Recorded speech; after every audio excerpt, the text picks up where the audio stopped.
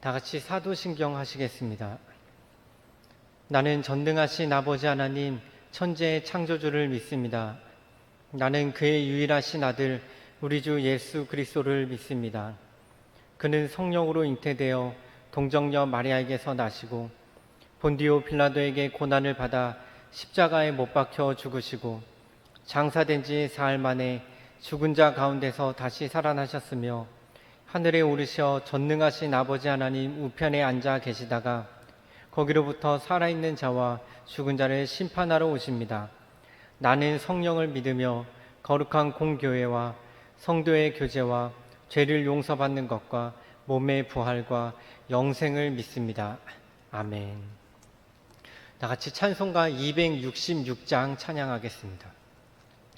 찬송가 266장 찬양하겠습니다.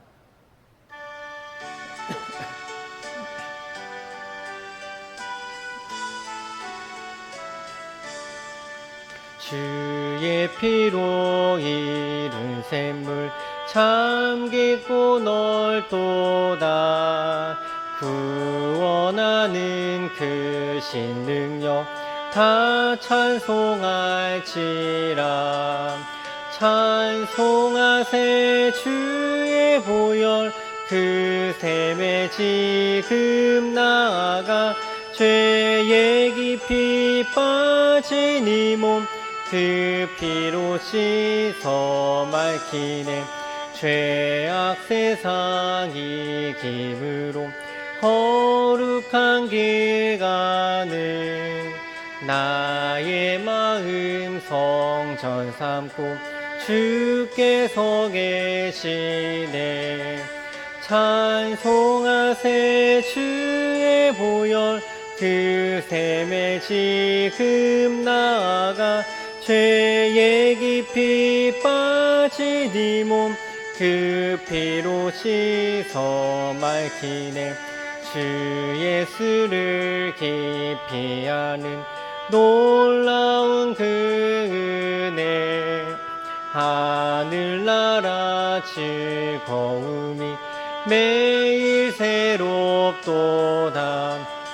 찬송하세 주의 보혈 그 샘에 지금 나아가 죄에 깊이 빠진 이 몸 그 피로 씻어 맑히네. 아멘. 오늘 말씀은 로마서 14장 1절에서 12절까지의 말씀입니다. 로마서 14장 1절에서 12절까지의 말씀입니다. 제가 봉독하도록 하겠습니다.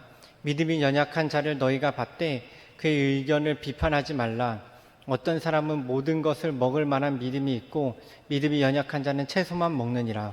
먹는 자는 먹지 않는 자를 업신 여기지 말고 먹지 않는 자는 먹는 자를 비판하지 말라. 이는 하나님이 그를 받으셨음이라. 남의 하인을 비판하는 자는 누구냐? 그가 서 있는 것이나 넘어지는 것이 자기 주인에게 있음에 그가 세움을 받으리니 이는 그를 세우시는 권능이 주께 있음이라. 어떤 사람은 이 날을 저 날보다 낮게 여기고 어떤 사람은 모든 날을 같게 여기나니 각각 자기의 마음으로 확정할지니라. 나를 중히 여기는 자도 주를 위하여 중히 여기고 먹는 자도 주를 위하여 먹으니 이는 하나님께 감사하며 먹지 않는 자도 주를 위하여 먹지 아니하며 하나님께 감사하느니라. 우리 중에 누구든지 자기를 위하여 사는 자가 없고 자기를 위하여 죽는 자도 없도다. 우리가 살아도 주를 위하여 살고 죽어도 주를 위하여 죽나니 그러므로 사나 죽으나 우리가 주의 것이로다. 이를 위하여 그리스도께서 죽었다가 다시 살아나셨으니 곧 죽은 자와 산 자의 주가 되려 하심이라. 내가 어찌하여 내 형제를 비판하느냐? 어찌하여 내 형제를 업신 여기느냐?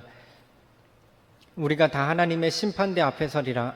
기록되었을 때 주께서 이르시되 내가 살았노니 모든 무릎이 내게 꿇을 것이요 모든 혀가 하나님께 자백하리라 하였느니라. 이러므로 우리 각 사람이 자기 일을 하나님께 직고하리라. 아멘. 이 본문의 말씀은 그리스도인들끼리 서로 비판하지 말아야 하는 이유에 대해서 이야기를 하고 있습니다. 본문 전체가 주는 교훈을 먼저 살펴보면 교회 안에서 서로를 비판하는 일을 삼가해야 하는데 그 이유가 하나님께서 그들의 믿음을 이미 받으셨기 때문이라고 이야기합니다. 하나님께서 그의 연약한 믿음을 받으셨음에도 불구하고 서로를 비판하는 것은 그런 하나님의 판단을 무시하는 월권 행위일 수 있습니다.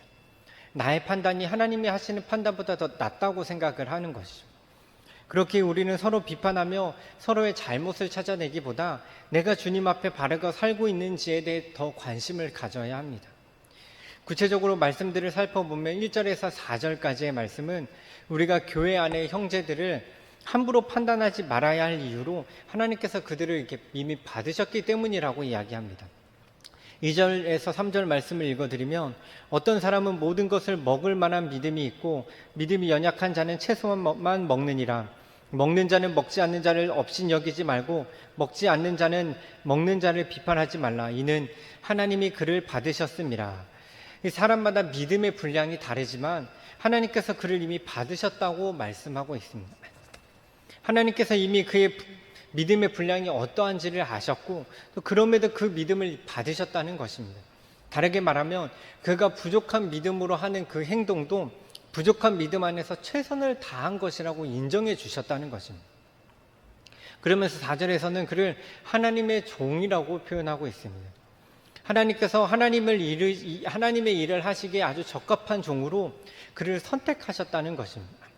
우리의 눈에는 부족해 보이는 그의 삶과 그의 말과 행동이 하나님 보시기에는 하나님의 일을 할 만한 것이라고 생각하셨다는 것입니다. 그렇게 우리가 다른 형제를 판단하고 비판하는 것은 이미 그의 믿음을 받으시고 그의 행동을 인정하신 그 하나님을 무시하는 행동이 될 수 있는 것입니다. 그의 모든 상황과 믿음을 아시고 또 그를 세우시고 그를 통해 주님의 일을 하고자 하시는 그 하나님의 계획과 섭리를 무시하는 교만이라고 할 수 있는 것이죠. 또 우리가 그렇게 하나님보다 나를 높게 여기는 이 교만한 죄를 범하지 않기 위해서는 형제들을 비판하는 눈으로 볼 것이 아니라 나의 가족을 대하는 것과 같은 이 사랑의 눈으로 서로를 대할 수 있어야 합니다. 5절과 9절 말씀에서는 우리의 판단 기준이 어떠해야 하는지, 무엇이어야 하는지에 대해서 이야기를 하고 있습니다. 7절과 8절 말씀만 읽어드리면 우리 중에 누구든지 자기를 위하여 사는 자가 없고 자기를 위하여 죽는 자도 없도다. 우리가 살아도 주를 위하여 살고 죽어도 주를 위하여 죽나니 그러므로 사나 죽으나 우리가 주의 것이로다. 아멘. 여기서 하나님께서 그들의 믿음을 받으신 근거가 무엇인지에 대해서 이야기를 합니다. 6절을 보면 나를 중히 여기는 자도 주를 위하여 먹는 자도 주를 위하여 한다고 이야기합니다. 그들이 무슨 행동을 하든 사나 죽으나 다 주를 위하여 하는 행동이라고 이야기를 하는 것입니다. 다른 지체들의 행동이 우리가 서로를 바라볼 때는 믿음이 없는 행동인 것 같고 굉장히 생각이 없는 것 같아 보이기도 하지만 실제로는 모든 것이 주를 위한 행동이라는 것입니다. 마치 두렙돈의 헌금을 한 과부의 믿음과 같은 것이죠. 사람들이 보기에는 부족하고 굉장히 보잘것없는 돈이지만 실제로는 그의 상황 안에서 최선을 다한 헌금이었던 것처럼 모두가 자신의 상황 안에서 주님을 위해 한 행동이기에 우리가 함부로 판단할 수 없다고 이야기하는 것입니다. 이런 기준으로 우리가 서로를 바라볼 때 우리는 서로 판단하기보다는 이해와 관용의 눈으로 바라볼 수 있습니다. 그리고 나아가 그런 기준으로 판단할 것이 남이 아니라 나밖에 없다는 사실을 우리가 발견하게 되는 것이죠. 정말 내가 오직 주를 위해 살고 있는지 또 주를 위해 죽고 있는지 이런 질문에 솔직한 대답을 우리 스스로가 이렇게 알고 있기 때문입니다. 우리는 그런 기준으로 남을 판단할 것이 아니라 나 자신을 돌아보며 내가 주님 앞에 바르게 살고 있는지를 점검할 수 있어야 합니다.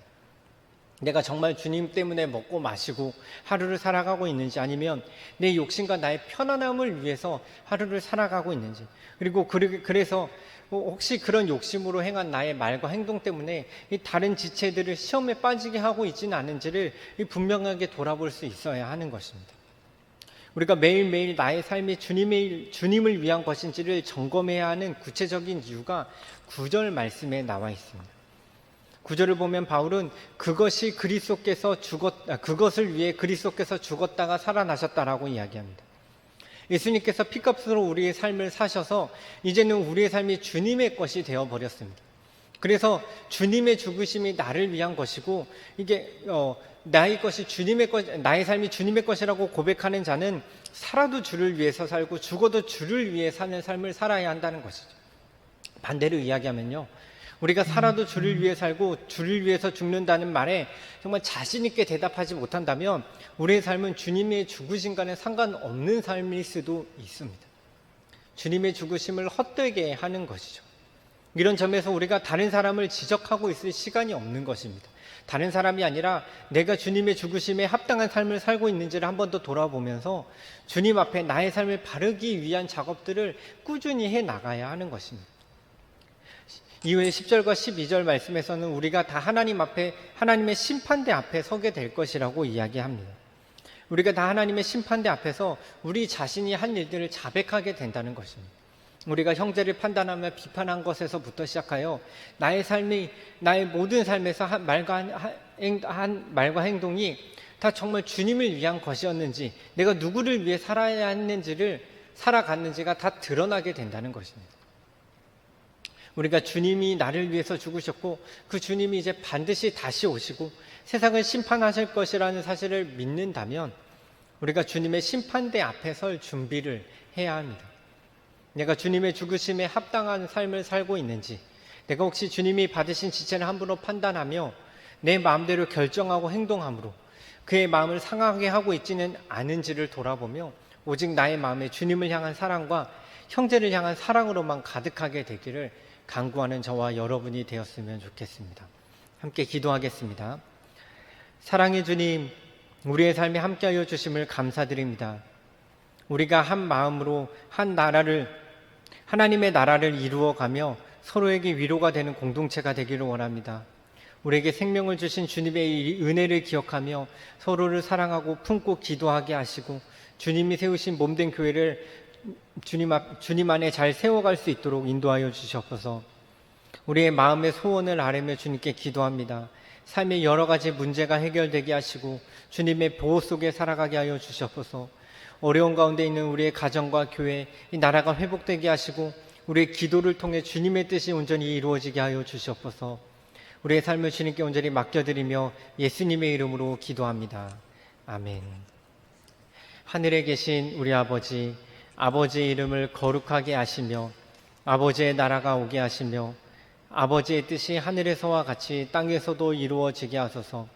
오늘 우리에게 일용할 양식을 주시고 우리가 우리에게 잘못한 사람을 용서하여 준 것 같이 우리의 죄를 용서하여 주시고 우리를 시험에 빠지지 않게 하시고 악에서 구하소서. 나라와 권능과 영광이 영원히 아버지의 것입니다. 아멘. 오늘도 주신 말씀을 기억하며 기도하시고 가지고 나온 기도 제목을 가지고 아뢰시고 또 우리의 기도가 필요한 우리의 가정과 교회와 이 나라의 여러 가지 상황들을 위해서 함께 기도하도록 하겠습니다. 함께 기도하겠습니다.